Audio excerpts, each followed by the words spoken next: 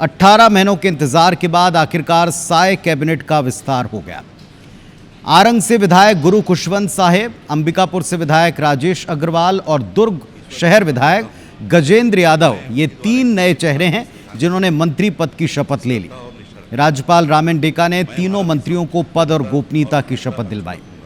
मुख्यमंत्री विष्णुदेव साय समेत कैबिनेट के सभी विधायक और कैबिनेट के साथ ही मौजूद रहे।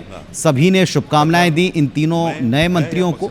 नए मंत्रियों ने भी प्रतिक्रिया में संगठन का मुख्यमंत्री जी का आभार प्रकट किया और अपने कार्यों में सरकार के साथ कदम मिलाते हुए विभाग को आगे ले जाने की बात कही। और ये भी आपको बता दें कि आज से ही इसके साथ अब 14 पूरे चेहरे मंत्रिमंडल का हिस्सा बन चुके हैं। ये हरियाणा फॉर्मूला बताया जाता है। हरियाणा फॉर्मूले की तर्ज पर अब छत्तीसगढ़ में पहली बार 14 मंत्री कैबिनेट का हिस्सा बन चुके हैं। 3 नए मंत्रियों में एक सामान्य वर्ग से हैं, एक ओबीसी से और एक एससी वर्ग से, अनुसूचित जाति वर्ग से आते हैं। खास बात यह कि तीनों ही पहली बार के विधायक हैं।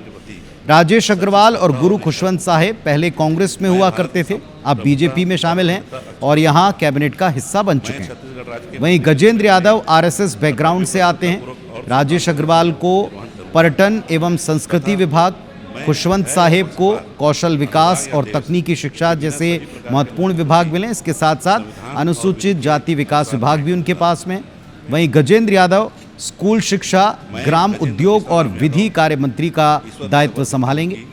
अगर संभागवार मंत्रियों के कैलकुलेशन को देखें तो सरगुजा संभाग में सबसे ज्यादा 5 मंत्री बन चुके हैं।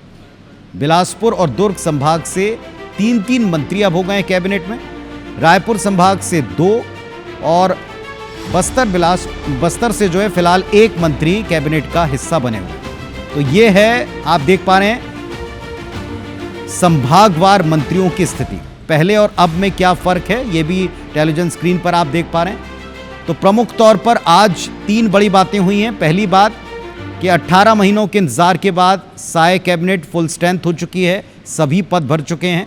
कुल 14 मंत्री मंत्रिमंडल का हिस्सा बन चुके हैं। अगर जाति और क्षेत्र के हिसाब से आप देखें तो जितनी संभावनाएं थी सबको टटोल कर अच्छी तरह से गणित फिट किया हुआ है।